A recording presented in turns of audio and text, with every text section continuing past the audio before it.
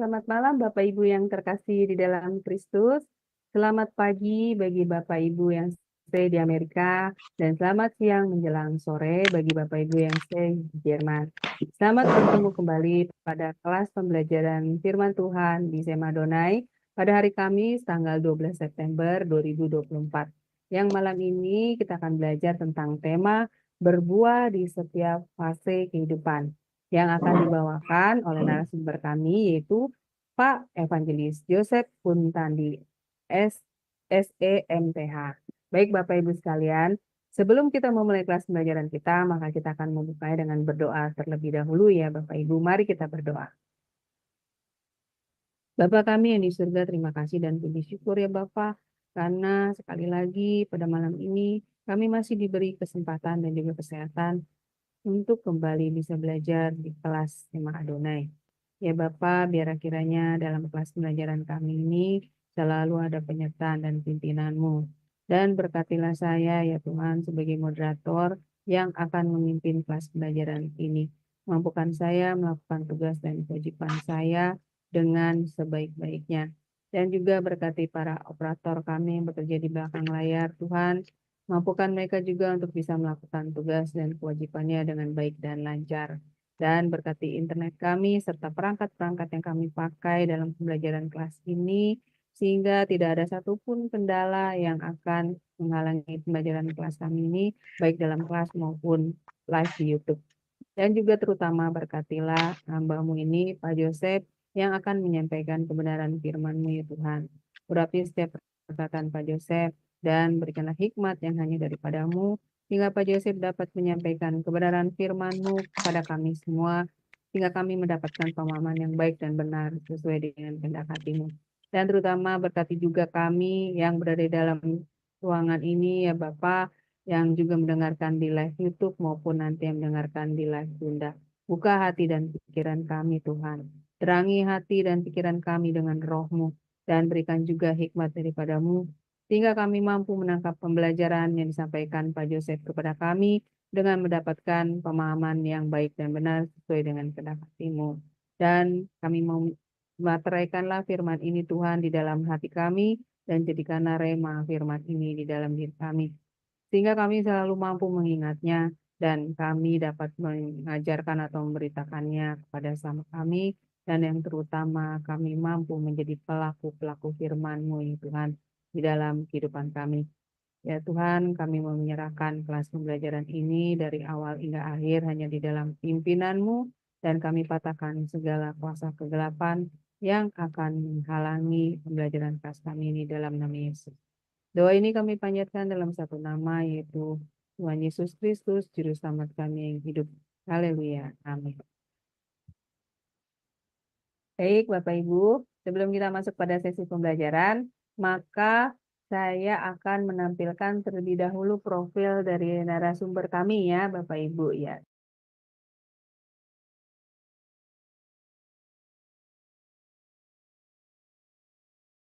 Sema Adonai dan di YouTube channel Cahaya Firman, dan pada kesempatan kali ini kita akan berkenalan dengan pengajar kita yakni Bapak Yosef Kuntadi, dan berikut adalah profil singkat dari beliau.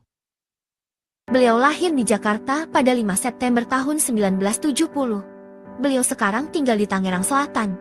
Beliau telah menikah dengan Ibu Sylvia Gunawan, S.Com, dan beliau telah dikaruniai 3 orang anak yang bernama Christopher Baldwin, 21 tahun, Christy Eugenia, 18 tahun, dan Christian L. Nathan, 12 tahun.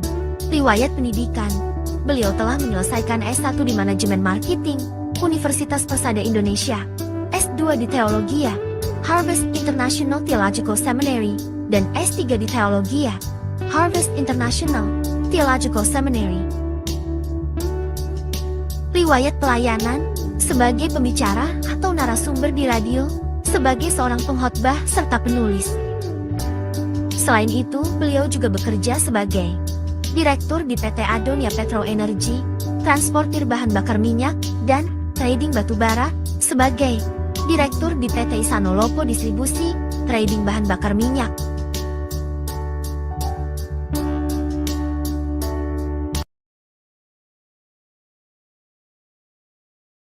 Ya, baik Bapak Ibu, tadi sekilas adalah profil mengenai narasumber kami yaitu Pak Joseph.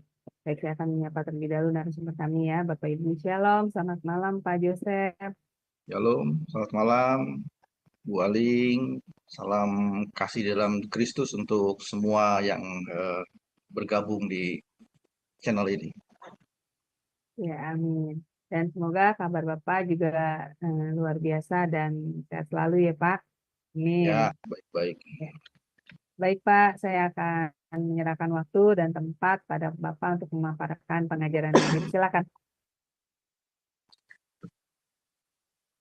Baik. Bu Aling bisa bantu slide-nya bisa ya Bu Aling?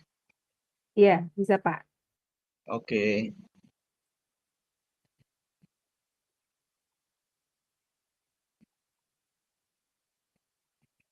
Oke, baik. Pada malam hari ini Bapak Ibu yang dikasihi Tuhan, kita akan sama-sama belajar tentang satu tema berbuah di setiap fase kehidupan. Next slide-nya Bu.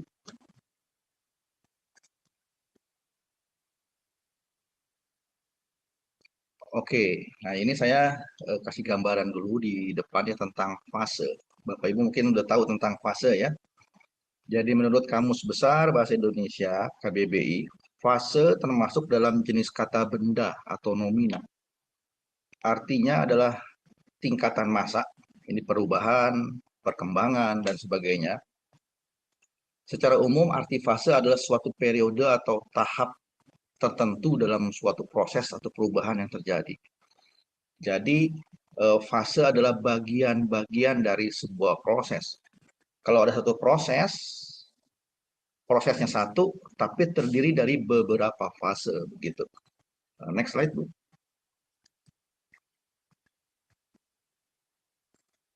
Ya, jadi sebelum kita masuk ke inti dari firman Tuhan tentang fase ini ya, saya berharap kita semua bisa satukan satukan pemikiran kita tentang fase. Jadi kita tahu tentang fase itu apa sih begitu. Nah, contoh yang gampang tentang fase ini saya kasih satu perumpamaan tentang proses metamorfosis ya dalam proses kupu-kupu dari ulat menjadi kupu-kupu. Nah, kalau kita lihat di sini dari telur menjadi kupu-kupu itu namanya satu proses. Nah, dalam satu proses itu terdiri dari beberapa fase. Nah, contoh ini ya. Jadi kupu-kupu itu untuk menjadi dari ulat menjadi kupu-kupu ada 4 fase di sini. Fase pertama telur. Jadi pada saat kupu-kupu bertelur itu pada saat pertama itu ada fase telur. Kemudian fase berikutnya akan masuk ke fase kedua. Telur itu menetas menjadi larva atau ulat. Kemudian yang ketiga, fase ketiga menjadi kepompong dan fase keempat baru menjadi kupu-kupu ya. Jadi kita tahu dari gambar ini dikasih gambaran jelas. Sebuah proses dari ulat menjadi kupu-kupu terdiri dari 4 fase ya, yang harus dilewati. Next slide Bu.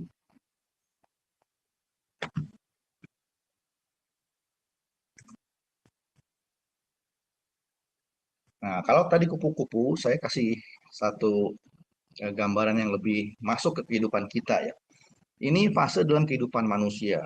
Jadi dalam suatu waktu tertentu, seseorang umumnya berada di beberapa fase. Contoh ya, saya sekarang ini dalam kehidupan saya nih yang lagi duduk di sini bercerita atau berbagi tentang Alkitab kepada Bapak Ibu sekalian. Saya pun ada di beberapa fase saat ini, termasuk mungkin Bapak Ibu. Jadi dalam satu kurun waktu, biasanya umumnya kita berada di beberapa fase. Nah, ini contoh ya, saya kasih beberapa contoh. Dalam urutan waktu kelahiran, itu ada beberapa fase nih, manusia dari lahir sampai kembali ke rumah Bapak. Nah, dalam urutan waktunya seperti ini. Pada saat lahir pertama kali, seseorang kan bayi pasti ya. Dia masuk ke dalam fase bayi. Kemudian, berkembangnya waktu, dia masuk ke fase berikutnya, fase balita. Kemudian dia masuk lagi ke fase berikutnya, fase anak, berikutnya remaja, pemuda, dewasa, tua, dan manula begitu. Dalam rumah tangga pun begitu. Ada fase sebagai anak. Kemudian ada juga fase sebagai orang tua. Kemudian menjadi oma opa, ada juga tante, om, ada fase-fasenya begitu.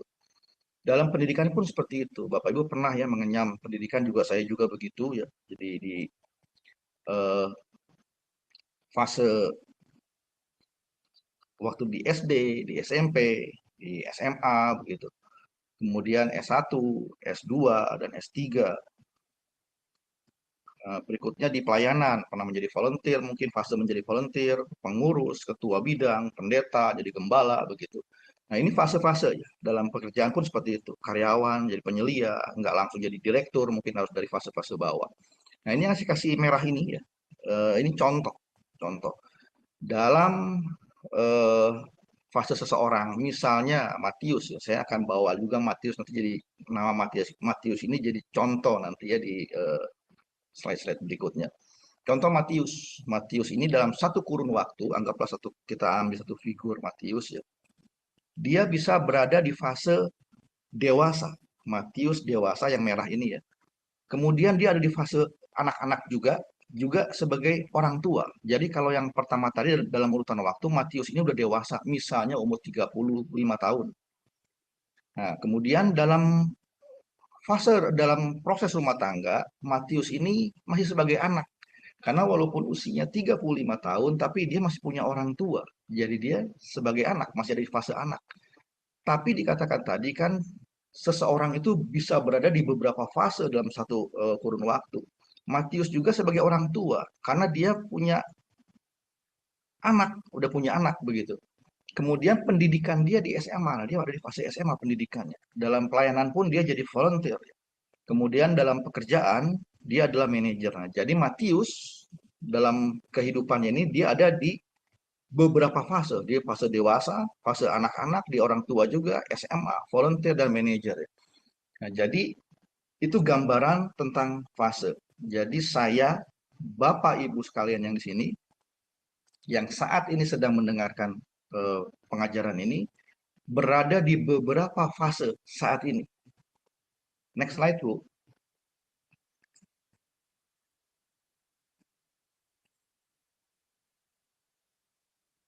Oke, nah ini kita akan mulai masuk ke inti dari pengajaran malam hari ini. Apa yang Alkitab katakan tentang arti berbuah di setiap fase. Arti berbuah di setiap fase. Oke, next slide, Bu.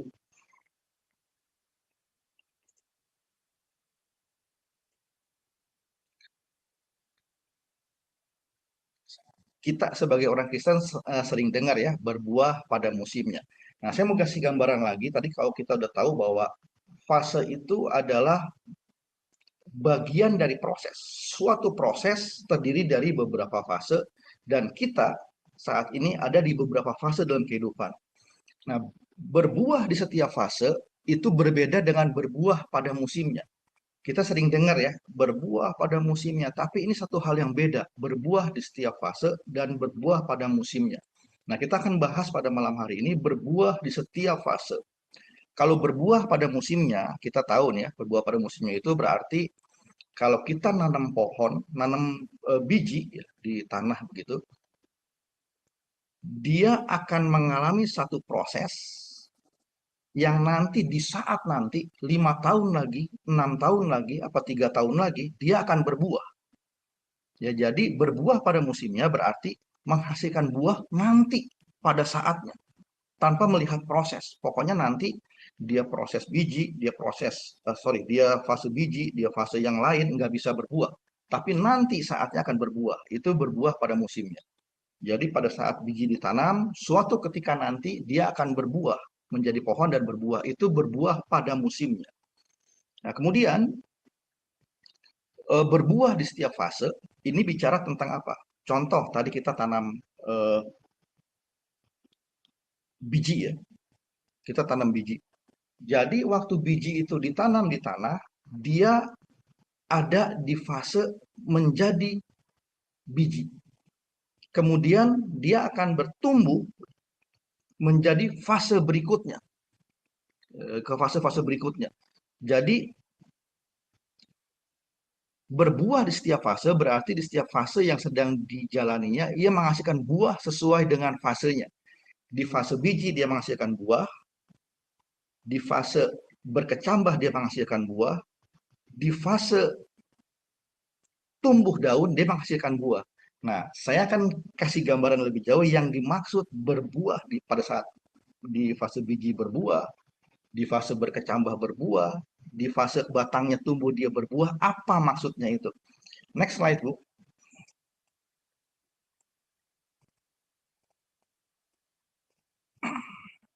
Nah, kita akan masuk satu ayat ya, kita akan mulai baca ayat.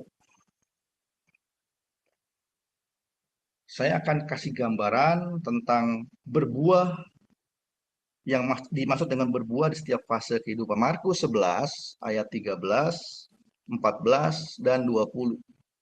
Nah, saya bacakan. Dan dari jauh ia Yesus yang melihat pohon ara yang sudah berdaun. Ya, pohon ara yang sudah berdaun dilihat dari jauh sama Tuhan Yesus. Ia mendekatinya untuk melihat kalau-kalau ia mendapatkan apa-apa pada pohon itu.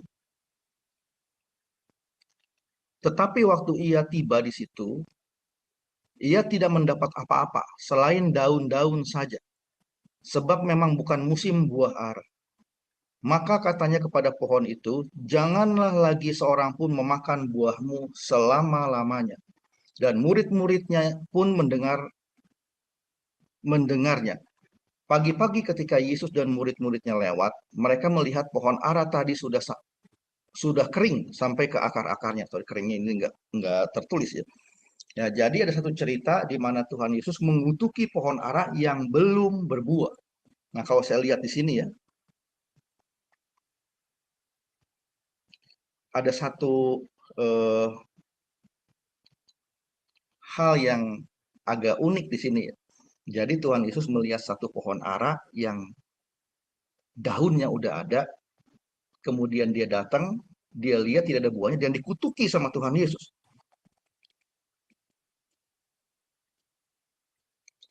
Di satu sisi saya waktu lihat pertama kali ini saya bingung juga nih, saya lihat kok Tuhan Yesus mengutuki pohon ara yang tidak ada buahnya sedangkan dia tidak ada belum saatnya berbuah. Nah, saya coba cari-cari referensi dari tafsir-tafsir. Nah, ternyata ada satu hal yang menarik di sini. Jadi pohon ara itu sebelum dia eh, menghasilkan daun, dia udah keluar dulu buahnya. Jadi buah dari pohon ara itu mendahului daun. Pada saat buah itu mulai tumbuh, ada daun-daun yang lebat tumbuh, dia menutupi buah pohon ara itu supaya tidak langsung terkena matahari. Nah, jadi saya dapat gambaran bahwa oh, ternyata Tuhan Yesus datang ke tempat itu, ke pohon ara itu, dia lihat pohon ara dari jauh udah ada buahnya dan dia berpikir kalau sudah ada daunnya, ya, udah ada daunnya, berarti sudah ada buah, pasti udah ada buahnya. Dan di sini jelas dikatakan ya, ia mendekatinya untuk melihat kalau ia dapat mendapat apa-apa pada pohon itu. Nah, jadi Tuhan Yesus mau lihat nih, daunnya udah ada, minimal ada buah-buah kecil yang dinaungi sama daun itu. Tapi tidak ada. Tuhan Yesus tidak melihat itu. Nah, sampai satu titik Tuhan Yesus lihat, oh, udah berarti tidak produktif dan dikutuk. Nah, jadi kalau kita lihat di sini, ada satu fase dalam pertumbuhan pohon ara ini yang terlewatkan. Ada satu fase yang menghasilkan buah, ya fase menghasilkan buah yang terlewatkan sampai udah ada fase berikutnya. Jadi ada fase yang tidak dilakukan, yang tidak terjadi di pohon ara ini. Makanya dikutuk sama Tuhan Yesus. Jadi jelas ya, jadi sebelum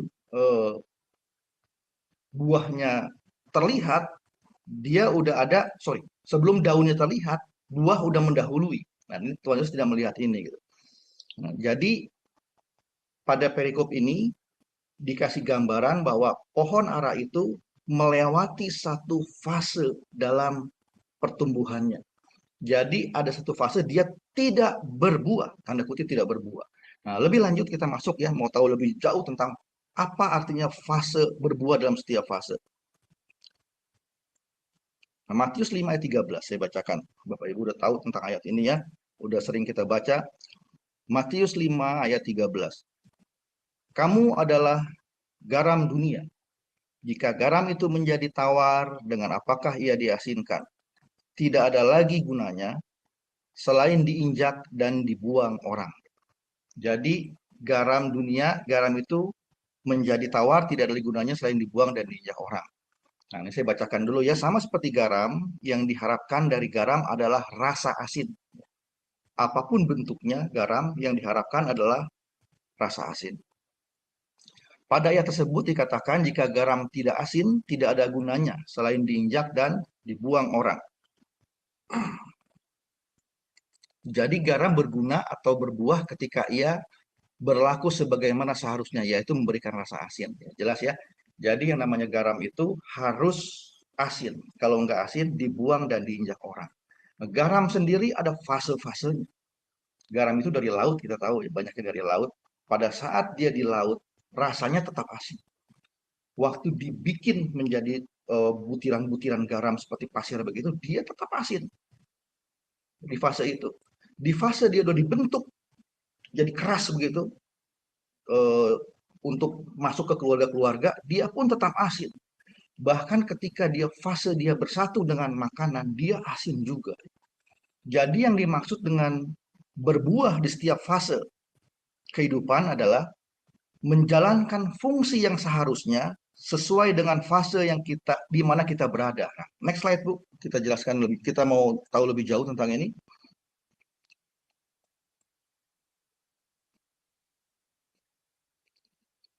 Oke, jadi berbuah di setiap fase berarti menjalankan fungsi sesuai fasenya. Ini saya ada gambaran yang mirip-mirip tadi, cuman lebih gampangnya begini. Tadi kita ada satu perumpamaan tentang biji yang ditanam untuk menjadi pohon dan berbuah. Waktu biji ini ditanam, biji ini dibilang berbuah atau dianggap berbuah jika melaksanakan fungsinya, melaksanakan tugasnya. Tugas dari biji apa? Dia ngambil semua hal yang diperlukan untuk bertumbuh sampai akhirnya dia pecah. Itu fungsi dari biji. Nah, ketika dia berbuah, artinya apa? Dia menjalankan fungsinya sebagaimana seharusnya. Membuat suatu proses, mengambil hal-hal yang diperlukan dari tanah untuk dapat pecah dan mulai berkecambah begitu. Kemudian fase berikutnya dalam sebuah pohon, selain dia biji, dia akan berakar. Pada fase akar ini, si akar dibilang berbuah jika ia melaksanakan fungsinya sebagai akar. Tugas dari akar apa? Kita tahu ya, ngambil makanan dari tanah untuk disalurkan ke seluruh pohon sehingga pohon itu dapat bertumbuh. Nah, tugas dari akar bisa dibilang berbuah kalau dia melaksanakan fungsinya. Fase berikutnya setelah biji ditanam, akarnya tumbuh, dia mulai bertunas.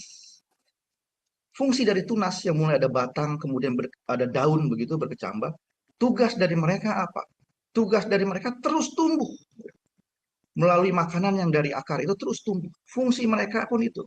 Melaksanakan tugasnya. Daun melaksanakan tugasnya, ambil oksigen, ambil sinar matahari, untuk dapat terus bertumbuh. Sampai akhirnya menghasilkan buah. Ya, jadi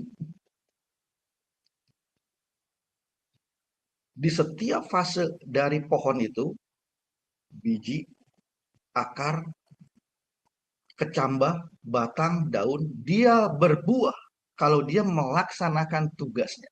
Berfungsi sebagaimana dia melaksanakan tugasnya. Next slide.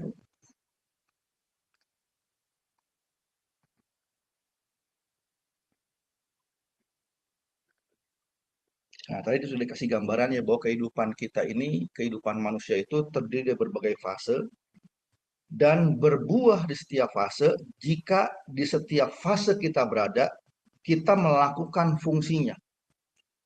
Seorang ayah melakukan fungsi sebagai seorang ayah, dia berbuah. Kalau dia tidak melakukan fungsi sebagai seorang ayah, dia tidak berbuah. Artinya seperti itu. Seorang anak berbuah di fasenya jika ia melakukan fungsinya sebagai seorang anak. Dia belajar, dia mengasihi orang tuanya, begitu. Seorang karyawan, dia berbuah di fase dia sebagai seorang karyawan pada saat dia melakukan pekerjaannya sebagai karyawan. Pada saat dia naik fasenya menjadi penyelia atau jadi manajer, dia berbuah di fase dia menjadi penyelia atau manajer jika dia melakukan fungsinya. Next slide, Bu.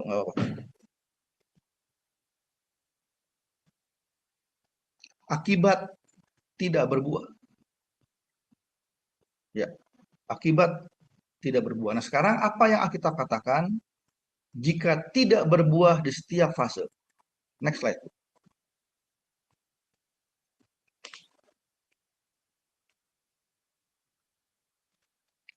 Ya. Nah, ini ada satu cerita di Alkitab ya, Yosua 6 ayat 2, ayat 4, 16, 18, 19 dan 24 ya. Ini boleh saya bacakan. Jadi inti sari dari apa yang nanti kita baca ini saya sudah sebut di atas ya. Apa yang terjadi jika seorang tidak berbuah di fasenya, di fase hidupnya. Yang pertama, menghalangi kemajuan keberhasilan orang lain, kemudian menjadi batu sandungan, melemahkan iman orang lain, kemudian dapat menimbulkan kematian. Saya bacakan ayatnya ya, Yosua 6 ayat 2 sampai 4, kemudian 16, 18 sampai 19 dan 24. Berfirmanlah Tuhan kepada Yosua, ketahuilah, aku serahkan ke tanganmu Yeriko ini beserta rajanya dan pahlawan-pahlawannya yang gagah perkasa. Ini waktu bangsa Israel mau mengalahkan Yeriko. Harus kamu mengelilingi kota itu, yakni semua haruslah kamu mengelilingi kota itu, yakni semua prajurit harus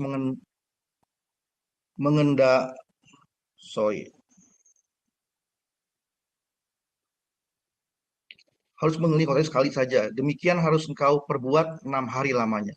Dan 7 orang imam harus membawa 7 sangkakala, tanduk domba, di depan tabut.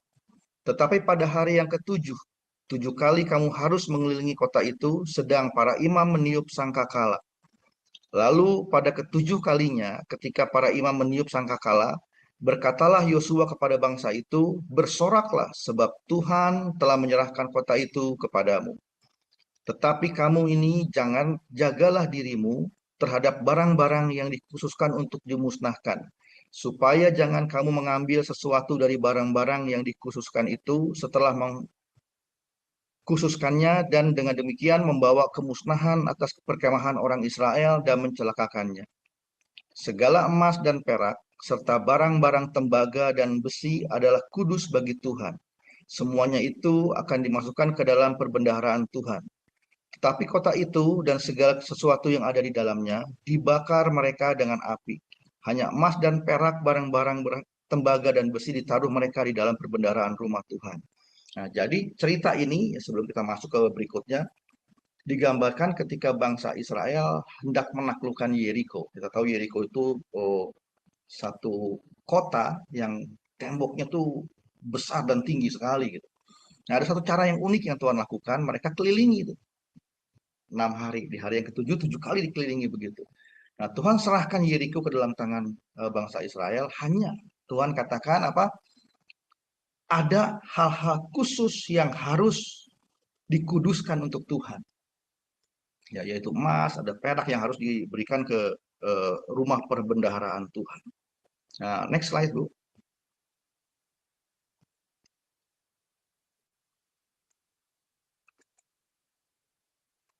Ya, kemudian Yosua 7 ayat 1 sampai 5.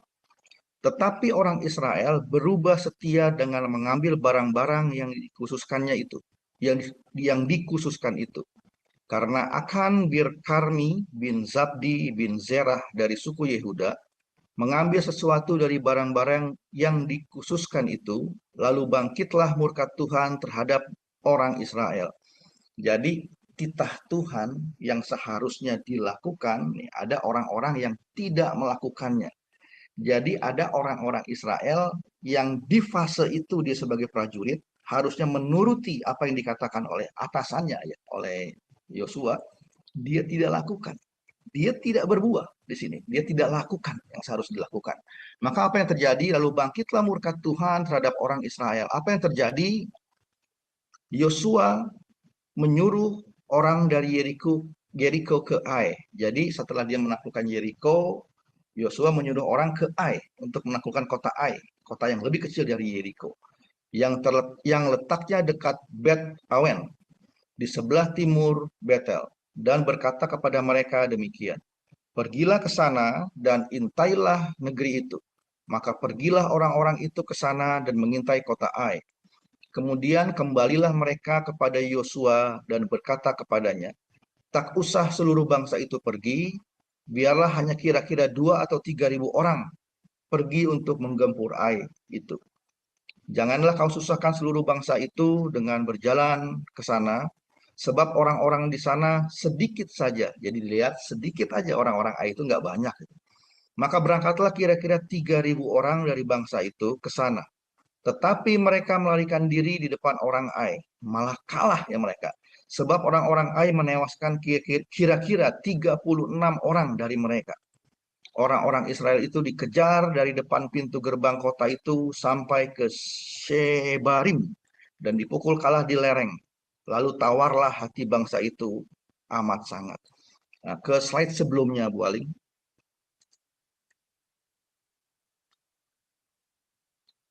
Slide sebelumnya. Jadi ini apa yang terjadi ya jika seseorang tidak berbuah di fase hidupnya. Nah, kita lihat di cerita ini. Di cerita ini ada prajurit-prajurit Israel, ada orang-orang yang dalam fase prajurit di kesatuan itu, yang seharusnya mereka melakukan apa yang dilakukan, ya apa yang diperintahkan oleh Yosua. Nah, tapi apa yang terjadi waktu Yosua katakan ke mereka, ada barang-barang yang tidak boleh diambil, yang dikhususkan untuk rumah Tuhan, dikatakan. Emas, perak, barang-barang tembaga, harus dikhususkan untuk Tuhan. Apa yang terjadi? Mereka tidak lakukan itu. Jadi mereka tidak berbuah di fase ini. Apa yang terjadi? Nah ini ya, yang terjadi ya. Jika seseorang tidak berbuah di fase hidupnya, yang pertama, menghalangi kemajuan atau keberhasilan orang lain. Bangsa Israel setelah dia menaklukkan Yeriko, seharusnya dengan mudah dia menaklukkan Ai. Karena Ai lebih kecil, dikatakan jauh lebih kecil dibandingkan Yeriko. Sehingga mereka dengan orang-orang yang sedikit saja, mereka coba masuk ke Ai untuk mengalahkan Ai. Apa yang terjadi? Karena tidak berbuah, menurut titah dari Yosua, yang terjadi mereka malah dikalahkan. Jadi yang pertama, menghalangi kemajuan atau keberhasilan orang lain. Yang kedua, apa yang terjadi jika tidak berbuah di fase hidupnya? Menjadi batu sandungan, melemahkan iman orang lain. Ya, dikatakan karena perbuatan mereka, maka tawar hati. Jadi tawar hati. Bahkan yang ketiga dapat menimbulkan kematian. Oke, kita lompat 2 slide, Bu Aling.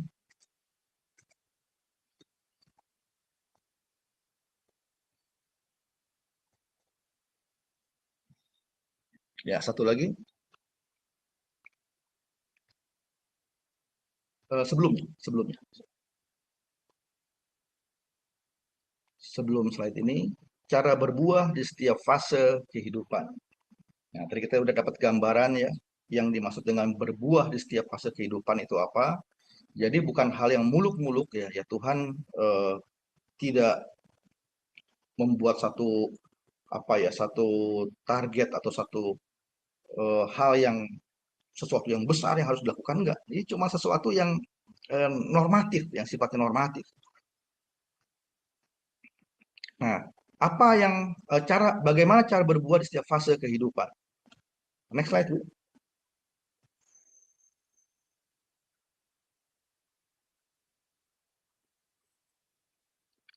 Oke, jadi apa sih yang harus kita lakukan supaya kita dapat berbuah di setiap fase kehidupan kita?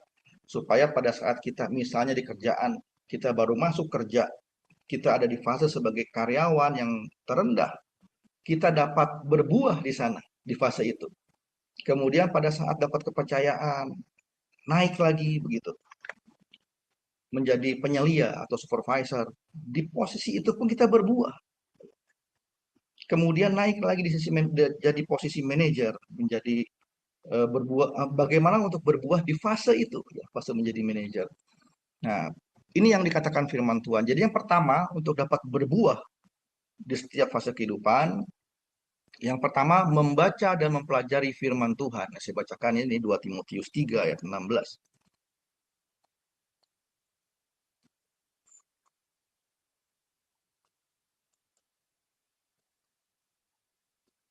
Oke, 2 Timotius 3 ayat 16. Segala tulisan yang diilhamkan Allah memang bermanfaat untuk mengajar, untuk menyatakan kesalahan, untuk memperbaiki kelakuan, dan untuk mendidik orang dalam kebenaran. Jadi yang pertama yang harus dilakukan supaya kita bisa berbuah di setiap fase kehidupan kita, tentunya kita harus tahu di fase kita ini, saya sebagai orang tua, sebagai ayah, apa sih yang harus saya lakukan di fase saya?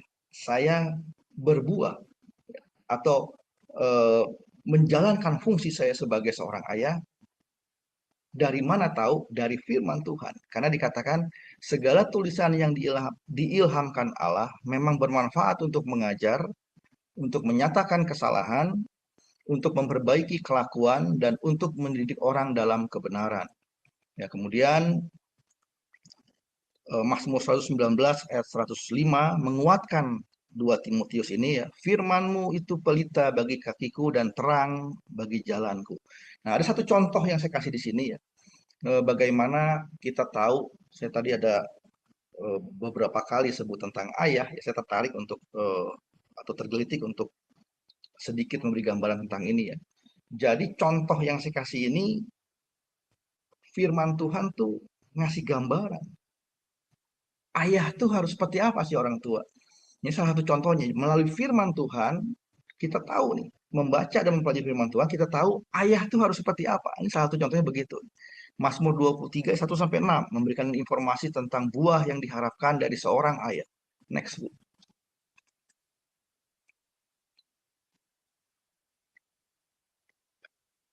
Ya, ini ya, salah satu contoh nih yang cukup bagus ini. Jadi, melalui firman Tuhan, apa yang harus kita lakukan di setiap fase kehidupan kita, yaitu berfungsi sebagaimana mestinya ini, ya, salah satunya. Mazmur 23 1-6. Ini buah yang diharapkan dari seorang ayah. Kita dapat dari apa? Dari Alkitab. Karena Alkitab berfungsi untuk apa? Untuk mengajar, menyatakan kesalahan. Informasi kita dapat ini. Jadi inilah firman Tuhan yang diharapkan dari seorang ayah, buah dari seorang ayah. Mazmur Daud. Tuhan adalah gembalaku, takkan kekurangan aku. Ia membaringkan aku di padang yang berumput hijau. Kita sering baca ini ya. Jadi dari ayat pertama ini kita dapat informasi bahwa seorang ayah berbuah jika ia melakukan apa? Ini dia.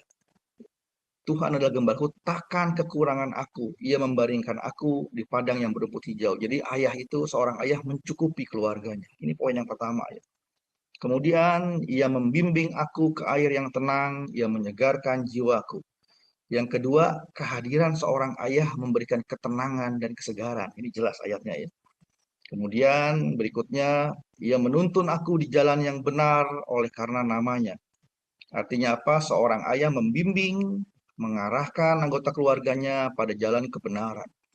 Berikutnya, sekalipun aku berjalan dalam lembah kekelaman, aku tidak takut bahaya, sebab engkau besertaku, gadamu dan tongkatmu itulah yang menghibur aku. Jadi seorang ayah adalah pelindung bagi keluarganya. Nah, ini saya akan bacakan satu ayat lagi, dan saya akan masuk ke satu gambaran ya. Berbuah tuh firman Tuhan seperti apa sih gambarannya untuk dapat benar-benar melalui firman Tuhan ini kita bisa berbuah ya. Nah, 1 Petrus 1 ayat 18 sampai 19. Nah, saya bacakan. Sebab kamu tahu bahwa kamu telah ditebus. Ya, saya kasih bold merah, kamu telah ditebus dari cara hidupmu yang sia-sia. Yang kamu warisi dari nenek moyangmu itu bukan dengan barang yang fana, bukan pula dengan perak atau emas, melainkan dengan darah yang mahal, yaitu darah Kristus, yang sama seperti darah anak domba yang tak bernoda dan tak bercacat. Nah, ini atau next slide boleh, Bu?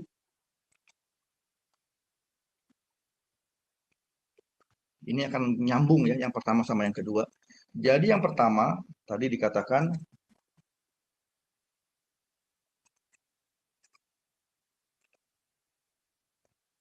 cara berbuah di setiap fase kehidupan yang pertama membaca dan mempelajari firman Tuhan. Nah, Bapak Ibu, saya kasih perumpamaan ada seorang eh, pria lah yang namanya Matius ya, tadi Matius. Nah, Matius ini punya satu taman yang menurut Matius taman ini bagus. Dia tulis di atasnya itu taman milik Matius. Waktu taman itu milik Matius, apapun yang mau ditanam di taman itu terserah Matius. Menurut dia benar, menurut dia baik.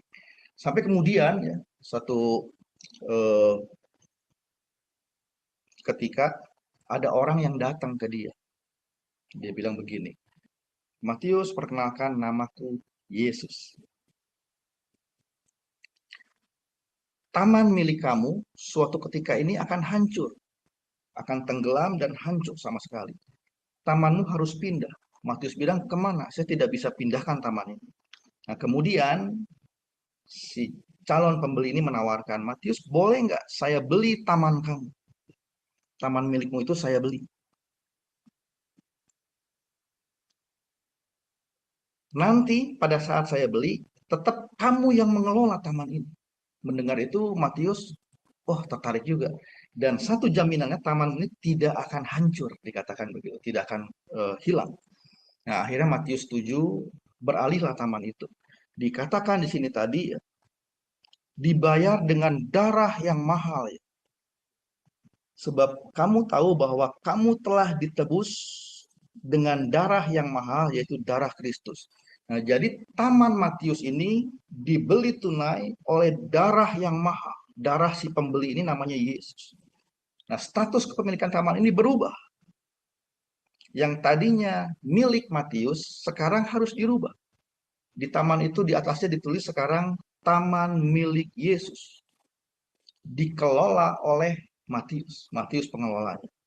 Dan sebagai pemilik baru, yang namanya Yesus memberikan satu kitab. Kitab ini berisi tata cara mengelola taman.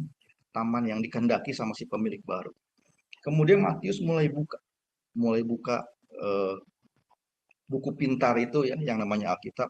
Dia lihat, oh di taman ini ternyata taman yang selama ini dia pikir bagus, ternyata tidak bagus. Banyak hal yang harus dirubah. Dia melihat ada pohon-pohon yang harus ditanam di sana. Ada pohon yang namanya pohon kasih, sukacita, damai sejahtera, kesabaran, kemurahan, kebaikan, kesetiaan, kelemah lembutan, penguasaan diri. Harus ada 9 pohon itu di taman ini. Matius mulai lihat, oh pohon-pohon itu selama ini hampir tidak ada. Kalaupun ada yang namanya pohon kesabaran itu sudah hampir mati begitu. Nah, Matius mulai lihat melalui membaca dan mengerti isi dari kitab itu, dia mengerti bahwa taman itu harus dikelola dan dirubah oleh dia. Ya, jadi melalui apa? Melalui firman itu, melalui kitab itu dia mengerti itu. Kemudian yang kedua, tidak hanya membaca dan mengerti. Nah, poin 2 ini saya akan bacakan ya. Cara berbuat di setiap fase kehidupan. Yang kedua, yang pertama tadi membaca firman, mengerti, membaca dan mengerti firman sehingga tahu apa yang harus dilakukan. Jadi Matius harus merubah tamannya itu sesuai dengan apa yang ada di buku pintar itu. Yang kedua, menjadi pelaku firman. Menjadi pelaku firman bicara tentang apa? Bicara tentang Matius di taman itu tidak hanya mengerti apa yang harus dilakukan, harus dibersihin seperti apa tamannya, tapi dia harus lakukan. Tidak hanya mengerti tapi melakukannya. Nah, jadi yang kedua, menjadi pelaku firman Tuhan. Nah, saya bacakan Yakobus 1 ayat 22 sampai 25. Tetapi hendaklah kamu menjadi pelaku firman, dan bukan hanya mendengar saja.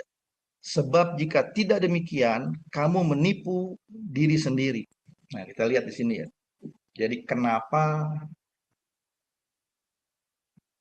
di dunia ini banyak sekali orang Kristen. Banyak orang-orang yang mengerti firman Tuhan. Tapi ada pertikaian, ada peperangan, ada ketidakadilan. Bahkan di gereja sendiri banyak kejadian perpecahan di gereja. Ribut di gereja begitu. Nah ini jawabannya. Jadi banyak orang mengerti firman Tuhan, dia hafal banyak ayat, dia tahu tentang firman Tuhan, penerapan-penerapan seperti apa, tapi dia tidak lakukan dalam hidup. Jadi tuntutan kita sebagai orang Kristen untuk dapat berbuah. Kita tahu di setiap fase kehidupan kita, kita harus berbuah. Taunya dari mana? Dari membaca dan mempelajari firman Tuhan. Yang kedua, kita menjadi pelaku. Kita lakukan firman Tuhan itu. Next slide, Bu.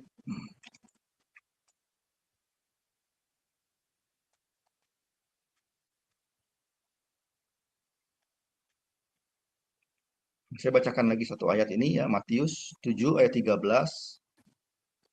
sampai 14. Nah, sebelum masuk ke sini, saya mau kita sepakat ya bahwa dalam kekristenan ini ada istilah manusia jasmani, manusia rohani. Ketika manusia belum jatuh dalam dosa, kalau saya bikin satu deret ukur 1 sampai 10, 1 terendah, kualitas terendah, 10 kualitas tertinggi begitu. Waktu manusia belum jatuh dalam dosa, manusia rohani dan manusia jasmaninya itu ada di level 10. Waktu di Taman Eden ada di level 10. Level tertinggi. Ketika manusia jatuh ke dalam dosa, manusia rohaninya dari 10 langsung turun ke 1. Manusia rohaninya mati. Pasti mati. Kemudian apa yang terjadi dengan manusia jasmani? Manusia jasmaninya punya kecenderungan berdosa. Dari level 10 turun pelan-pelan. Sampai akhirnya menyatu ke level 1. Banyak hal yang dilakukan sama manusia dosa. Seperti itu. Kemudian pada saat seseorang terima Tuhan sebagai juru selamat, sebagai Tuhan dan juru selamat,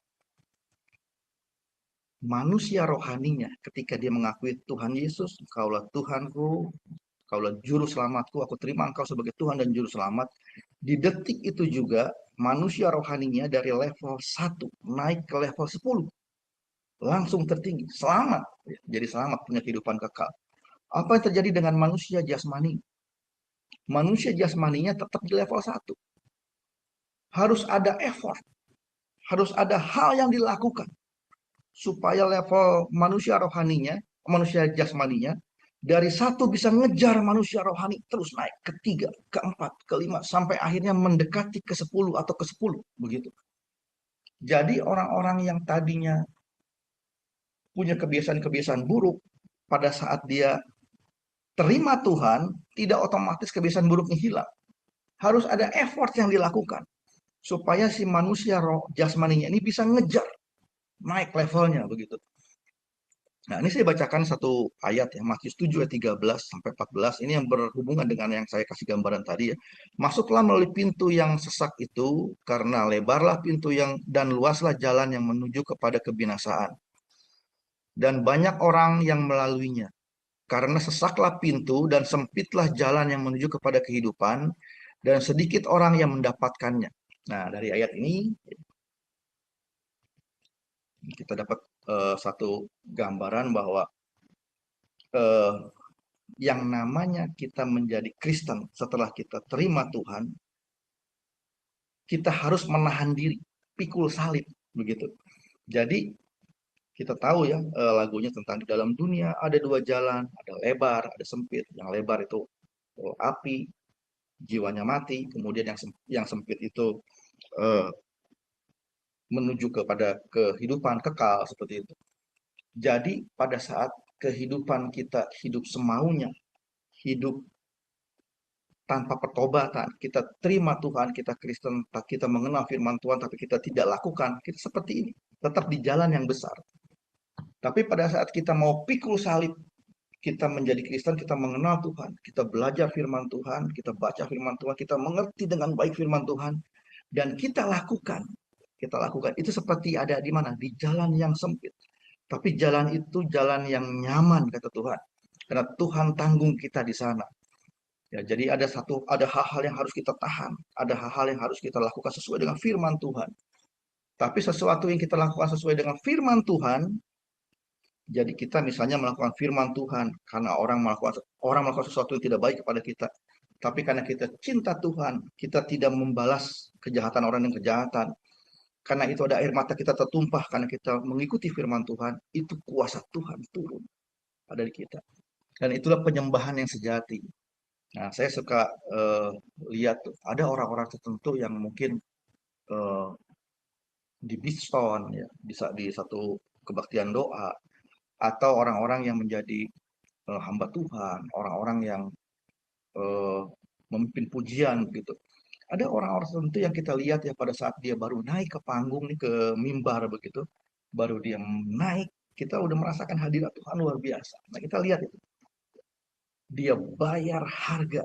Mungkin air mata dia tertumpah, tapi kuasa Tuhan ada di sana. Penyembahan kita, persembahan terbaik kepada Tuhan adalah itu. Air mata yang tertumpah, hati yang hancur karena melakukan firman Tuhan. Nah, kita lihat ayat berikutnya bagaimana Tuhan begitu membenci orang-orang yang tidak melakukan firman Tuhan. Hebat mengenai firman Tuhan, tapi tidak lakukan firman Tuhan, dia begitu benci. Matius 23 ayat 1 sampai 4, kemudian 13, 27 dan 28. Maka berkatalah Yesus kepada orang banyak dan kepada murid-muridnya, katanya, ahli-ahli Taurat dan orang-orang Farisi telah menduduki kursi Musa. Sebab itu turutilah dan lakukanlah segala sesuatu yang mereka ajarkan kepadamu, tetapi janganlah kamu turuti perbuatan-perbuatan mereka, karena mereka mengajarkannya tetapi tidak melakukannya.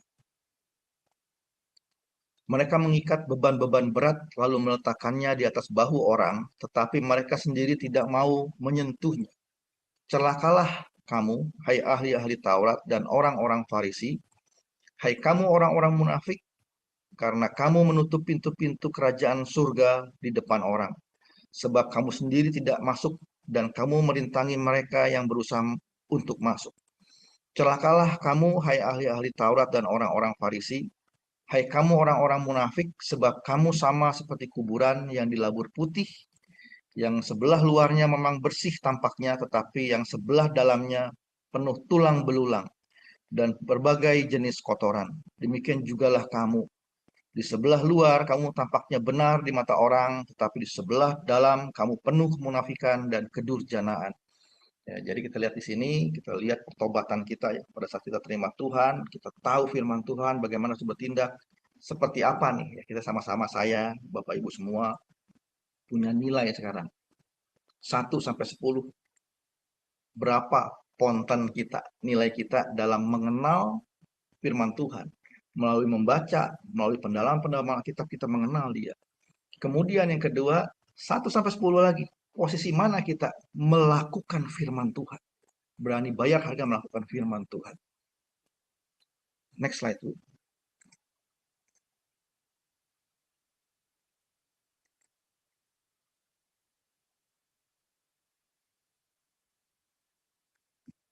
Nah, kita baca lagi satu ayat ya.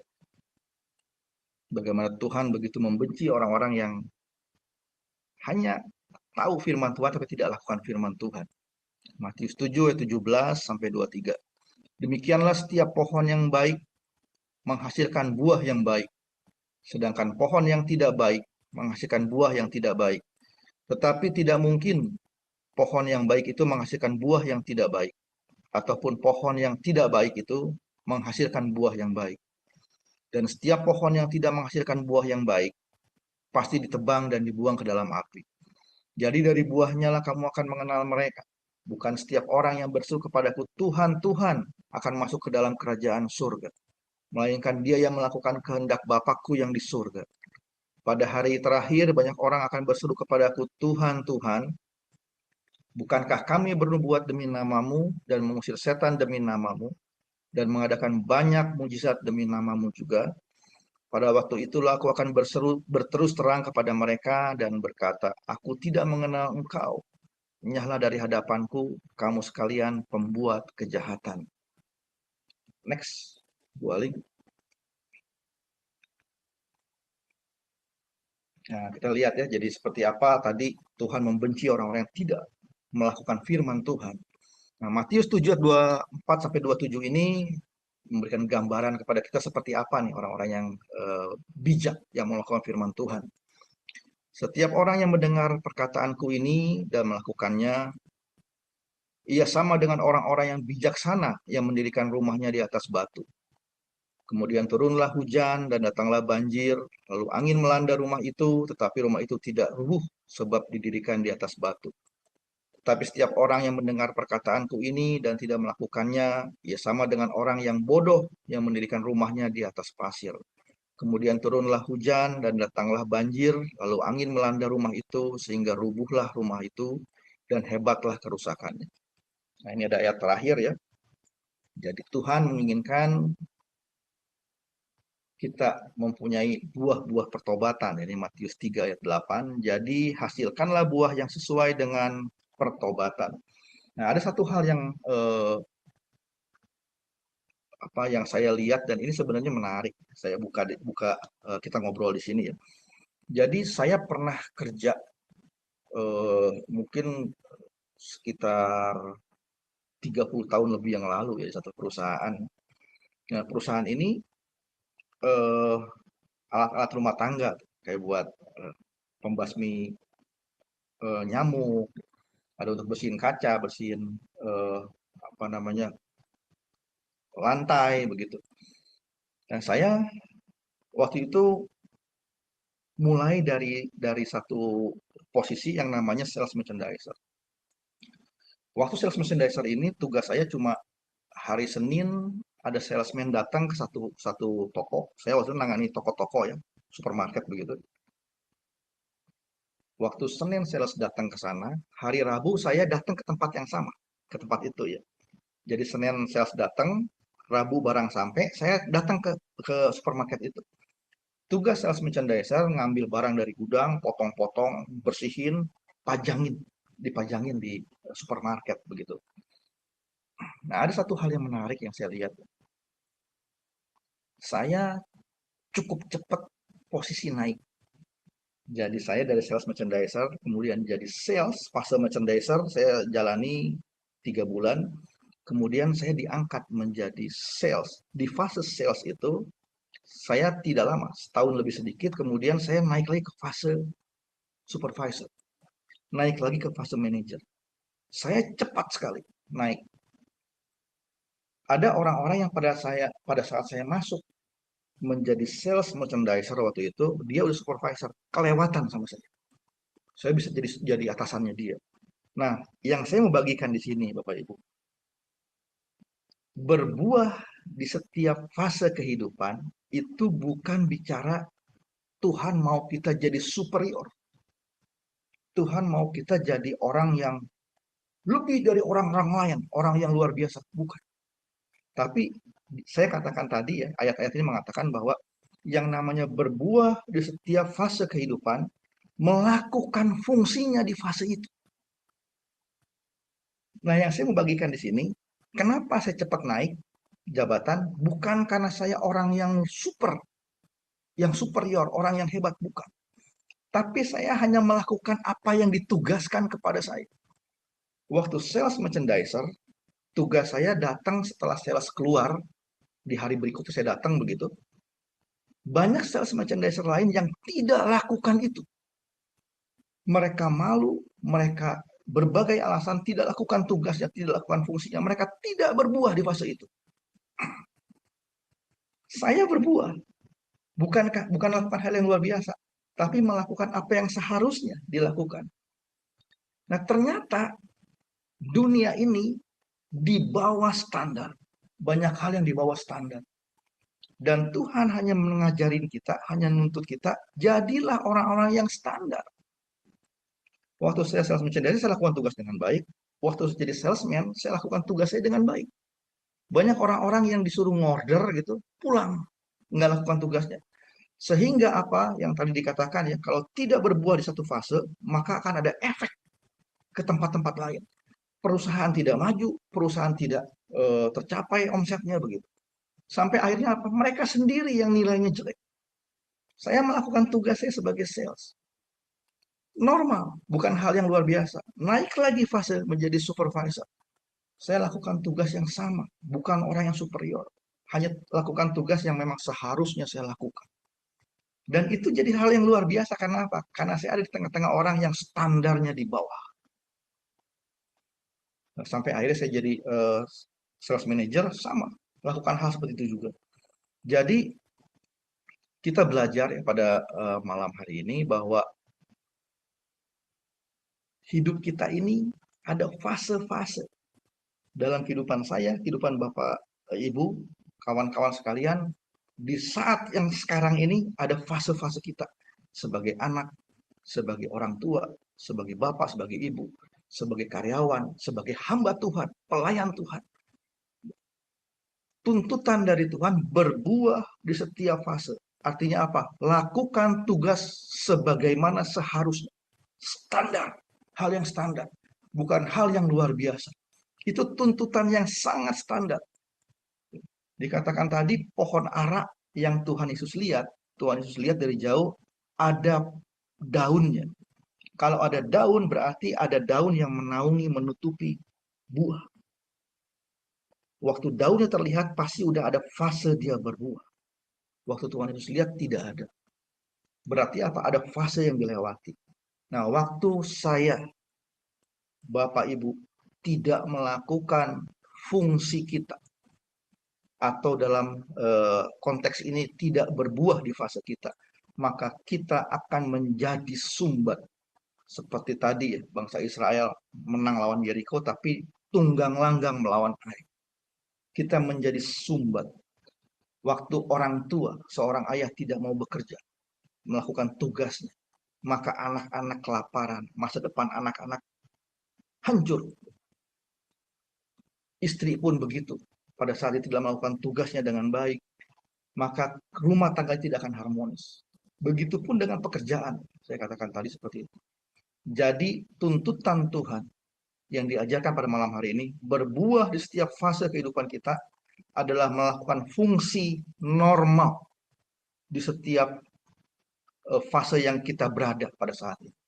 Dan untuk kita tahu, ya, untuk bisa berbuah sesuai dengan fase yang di mana kita berada, cuma dua. Yang pertama, baca firman, pelajari firman Tuhan.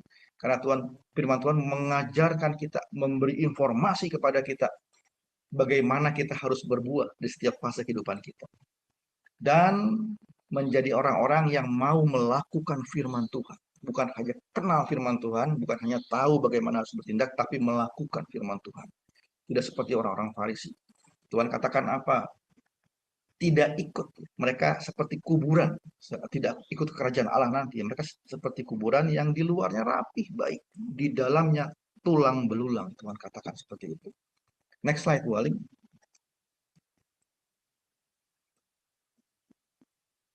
Oh, ini selesai udah ya kesimpulan ini. Jadi tadi saya udah sebut juga sebenarnya tentang kesimpulan ya.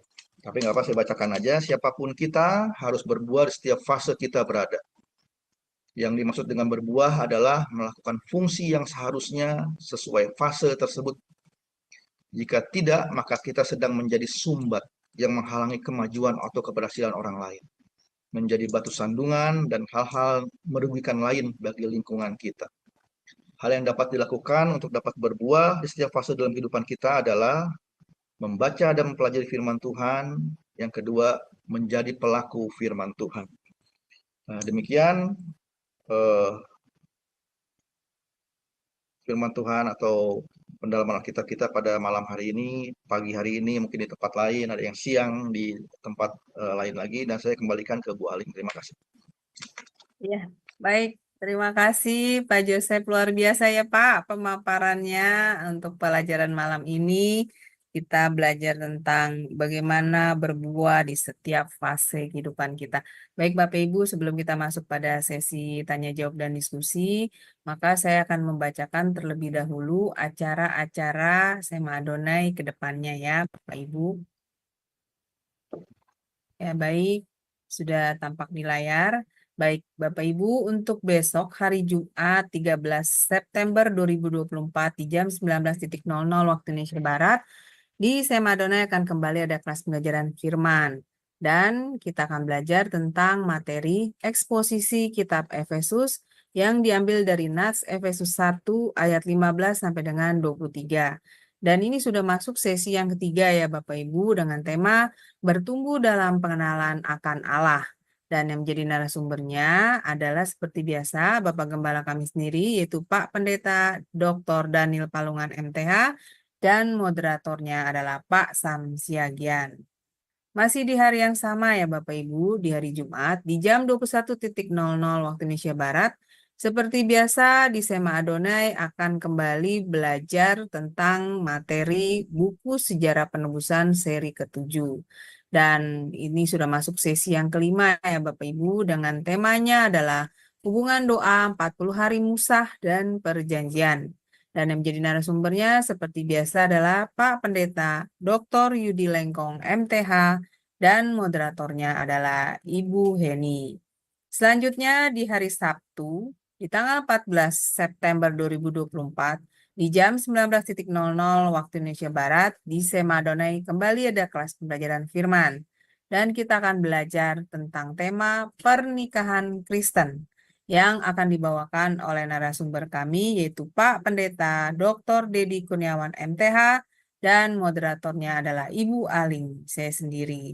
Selanjutnya masih di hari yang sama, di hari Sabtu, di jam 21.00 waktu Indonesia Barat, seperti biasa, kita akan belajar tentang materi bahasa Ibrani. Dan untuk tema kita di kelas bahasa Ibrani ini adalah definite artikel ya. Ini sudah masuk sesi yang ke-14 ya Bapak Ibu. Dan yang menjadi narasumbernya seperti biasa adalah Pak Evangelis Erikson Ritonga BTH dan moderatornya adalah Bro Agus. Selanjutnya ini adalah renungan pagi Sema Adonai yang diadakan setiap hari dari hari Senin sampai dengan Sabtu.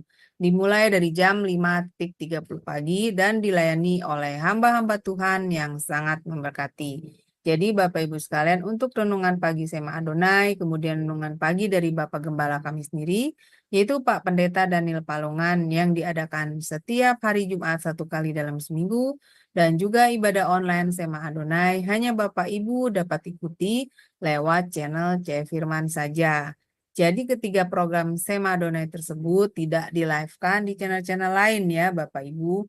Oleh karena itu bagi Bapak Ibu yang belum mensubscribe channel baru kami, channel C Firman, tolong subscribe channel YouTube baru kami. Sehingga Bapak Ibu bisa mengikuti keseluruhan acara-acara Sema Adonai, terutama yang tidak di-live-kan di channel-channel lain.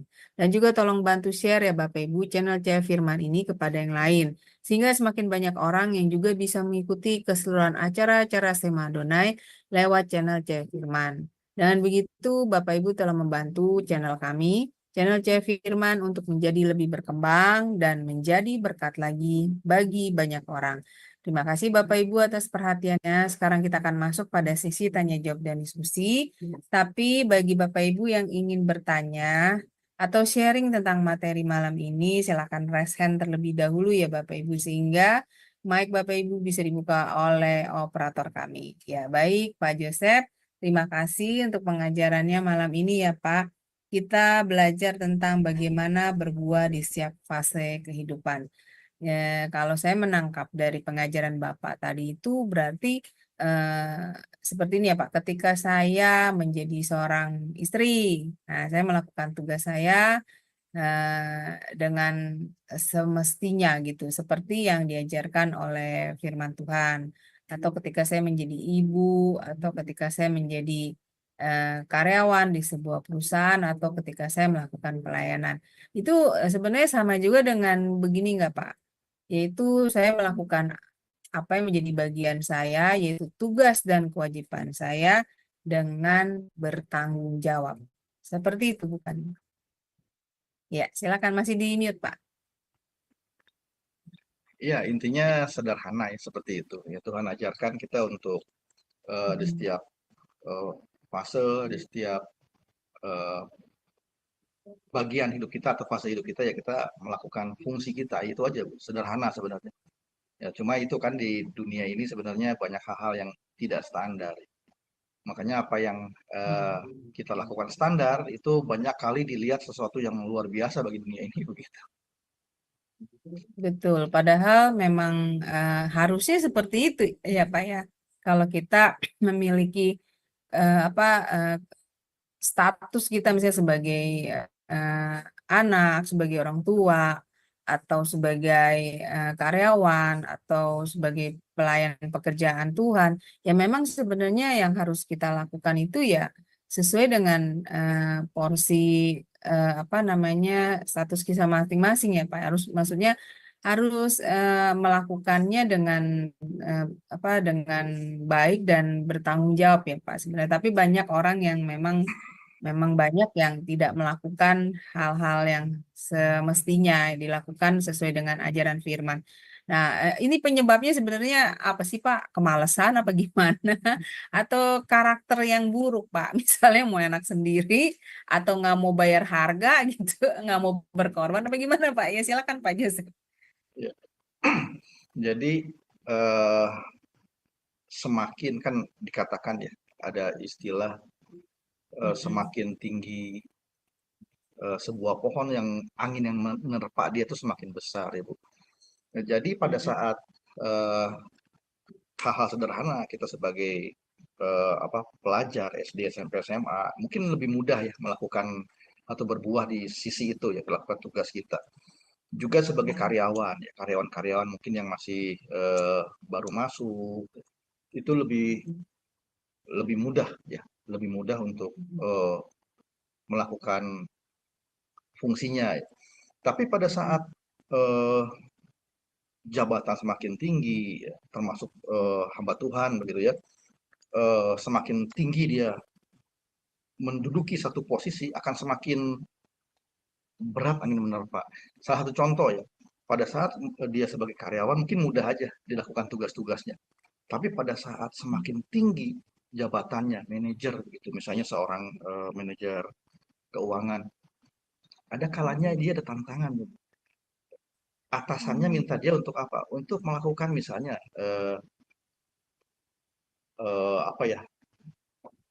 menyulap inilah mengenai pajak misalnya begitu. Nah ini tantangannya mulai ada berat seperti itu. Termasuk kadang-kadang hamba Tuhan.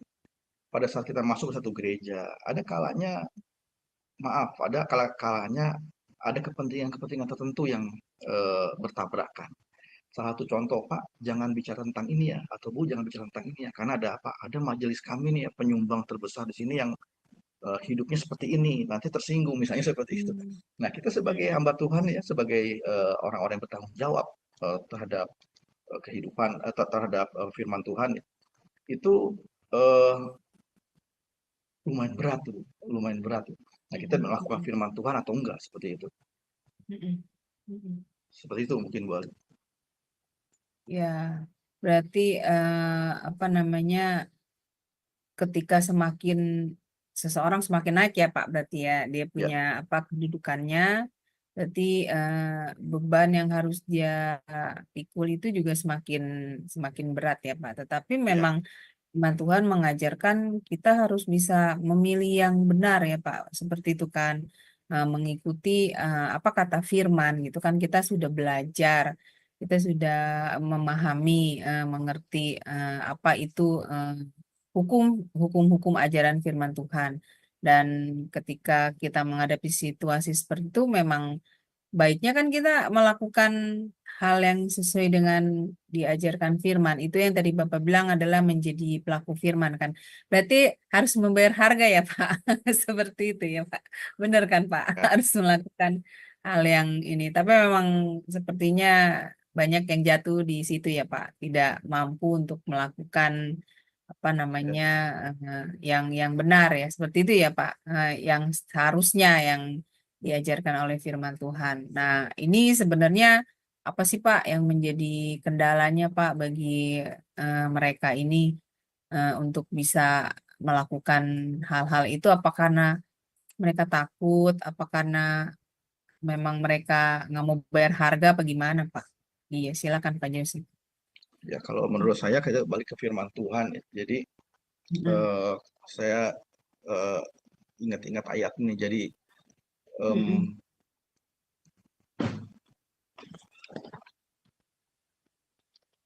hal-hal yang menjadi apa cobaan bagi anak-anak Tuhan itu kan kenikmatan hidup. Kadang-kadang kenikmatan hidup itu Iya.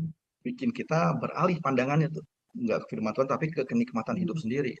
Kemudian ada apa? Ada cobaan atau mungkin tekanan dunia bisa juga itu mengalihkan pandangan kita. Jadi intinya firman Tuhan jelas katakan, jangan menjadi serupa dengan dunia ini, jangan mencintai dunia ini dan apa yang di dalamnya. Ya itu, jadi saya pikir seperti itu ya. Iya, dan ini sepertinya kalau bagi orang yang memang apa namanya bisa nggak Pak dikatakan jika imannya belum kokoh, belum bertumbuh, maka mereka tidak dapat melakukannya. Benar nggak Pak seperti itu? Ya bisa Bu, bisa. Iman mungkin salah satunya kan tadi belajar firman Tuhan ya. Semakin dia mengenal Tuhan, semakin dia mengerti begitu. Bu Aling, saya Harusnya sebentar ya, Pak. saya izin sebentar Bu. Ya, silakan Pak.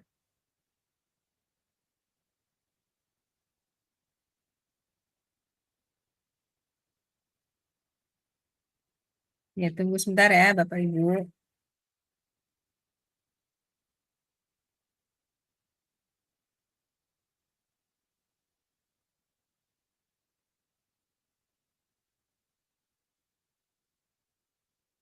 Ya,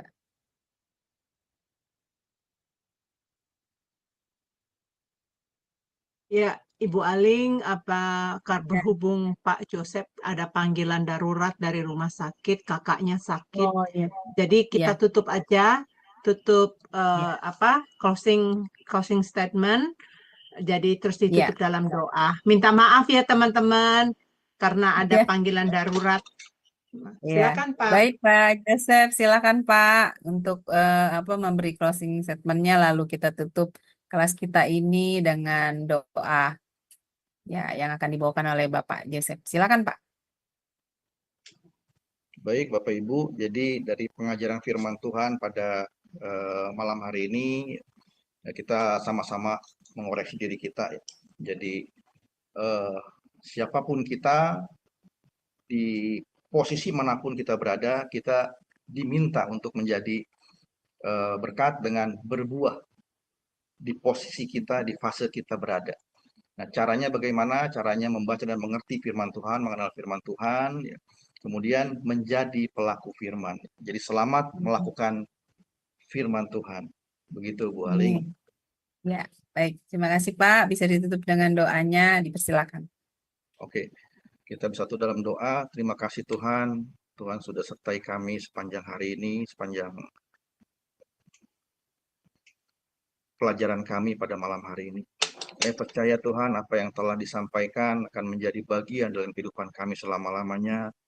Tolong kami Tuhan untuk mau bayar harga, untuk selain hanya mengerti firman Tuhan, jadi pelaku firman. Sehingga kami dapat berbuah, kehidupan kami berbuah, sehingga menjadi berkat, tidak menjadi sumbat, tidak menjadi penghalang bagi orang-orang lain. Terima kasih di dalam nama Tuhan Yesus kami berdoa. Haleluya. Amin. Terima kasih Pak Joseph untuk pemaparan pembelajarannya malam ini.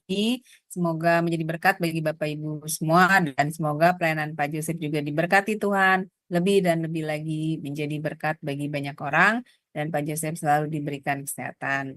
Baik Bapak Ibu sekalian, terima kasih untuk kebersamaannya bersama kami di kelas Zoom SMA Adonai. Kelas ini akan tetap ada di hari yang sama, di minggu depan, di pukul yang sama, pukul 21:10 waktu Indonesia Barat, dengan tema-tema yang menarik lainnya. Dan juga ada kelas-kelas pembelajaran sehari penuh ya di SMA Adonai. Bapak Ibu bisa mengikutinya seperti yang sudah dibacakan oleh saya tadi acara-acaranya ya di kelas. Dan besok pagi juga masih ada renungan pagi SMA Adonai pukul 5:30 pagi. Baik Bapak Ibu sekalian, selamat beristirahat. Tuhan berkati. Shalom, shalom, shalom.